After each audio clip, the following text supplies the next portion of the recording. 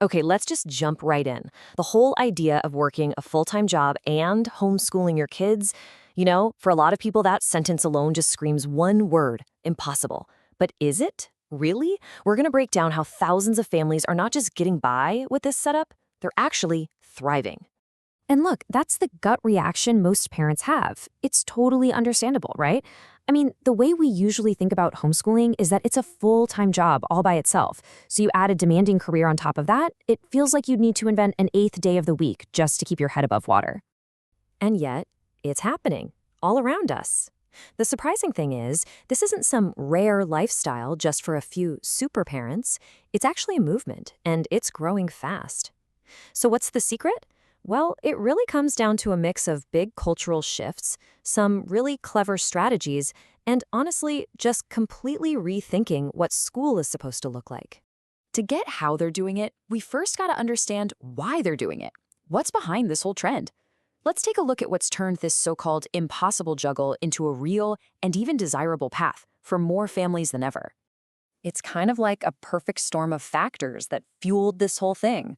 For some families, it starts with just being dissatisfied with the one-size-fits-all model of traditional school.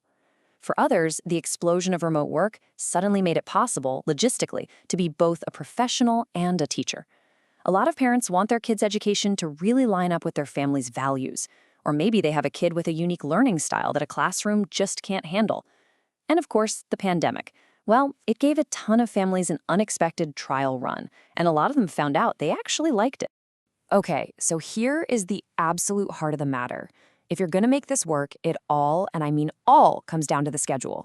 But we're not talking about trying to copy a 9 to 3 school day at your kitchen table. No way.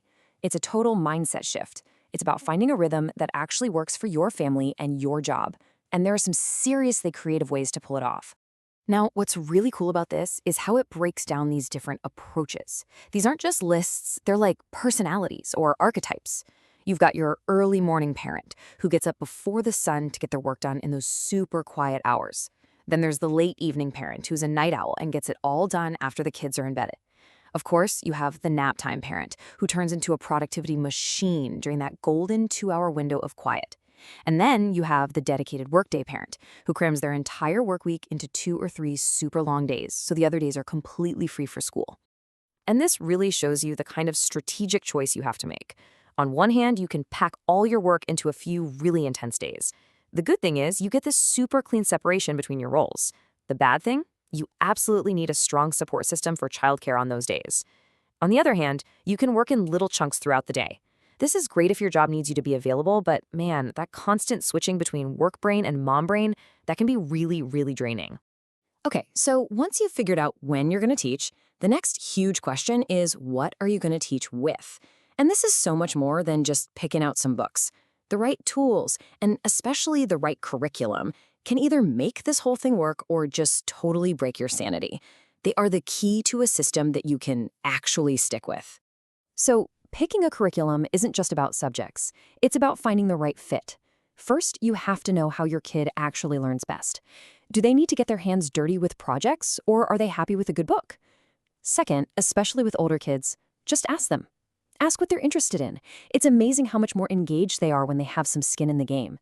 And finally, you have to be brutally honest with yourself. How much prep time do you really have? The curriculum has to work for you just as much as it works for them.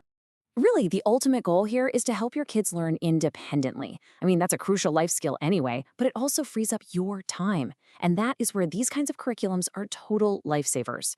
Open and go stuff, a game changer. You literally just open the book and start. No late night planning sessions needed.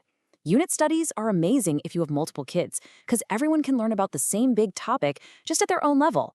And you know what? Don't ever be afraid to outsource. A great online math class can be one of the best investments you'll ever make, in your time and in your sanity. All right, so we've covered schedules and tools, but the families who are really crushing this know it's about more than that. The tactics and the strategies only work if you've got a solid foundation. It's really about your mindset. It's about building a lifestyle that you can actually sustain, not just a crazy to-do list you have to survive every day. Jen Makinen, who's a veteran working homeschool mom, boils it all down to these 3 things, and they're all pretty much equal. You need the right tools, which we just talked about. You need solid routines to make your days predictable and, manageable. But just as important, and you cannot skip this one, you absolutely need support. You cannot do this alone. This quote, man, it is so powerful because it points to a trap so many parents fall right into. Jen tells this story about hitting a wall, just completely burn out, and her husband says to her that she had never once asked him for help. Not once. She just took it all on herself. The lesson here is so clear. You've got to be willing to ask for help and to accept. So how do you actually avoid that burnout? First, just prioritize. Focus on the core stuff: reading, writing, math. Everything else can be woven into just regular life. Second, simplify what school even looks like. Science can be a nature walk. History can be a documentary night with popcorn. Outsource everything you possibly can, not just school subjects, but chores too. And finally, find your tribe. You have to connect with other people who are on the same wild journey, who just get it. It's absolutely vital for the long haul. So what's fascinating is that this journey that individual families are on, it's part of a much bigger collective movement. The pandemic didn't just create a bunch of temporary homeschoolers. It basically hit the fast forward button on a trend that was already there: the rise of DIY education. So let me introduce you to the microschool, or what a lot of people started calling learning pods. Seriously, just think of the old school one-room schoolhouse, but completely updated for the 21st century. It's basically a small group of families who team up, pool their money and resources, and often they'll hire a teacher or a guide to lead their kids' learning, maybe in someone's living room or a shared co-op space. And if you think this is some tiny fringe idea, get a load of this number. The main Facebook group where people were organizing these pods, it exploded to 40,000 members in just a few weeks back in the summer of 2020. This wasn't some big plan from a government or an institution. This was a grassroots movement, plain and simple. Parents taking control when they felt like the old system just wasn't cutting it anymore. And I know what you might be thinking: this sounds expensive. But the whole DIY nature of this model often makes it surprisingly affordable, because they don't have the huge overhead costs of a big school building or a giant administrative staff. They can keep the prices way down. For a lot of families, it actually ends up being way cheaper than a traditional private school, which makes this kind of customized education a real possibility for a lot more people. So it all leaves us with this one huge question.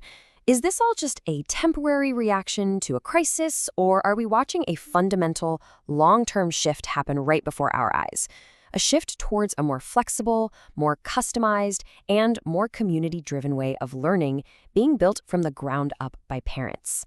It really seems like that impossible juggle might just be paving the way for the future of education.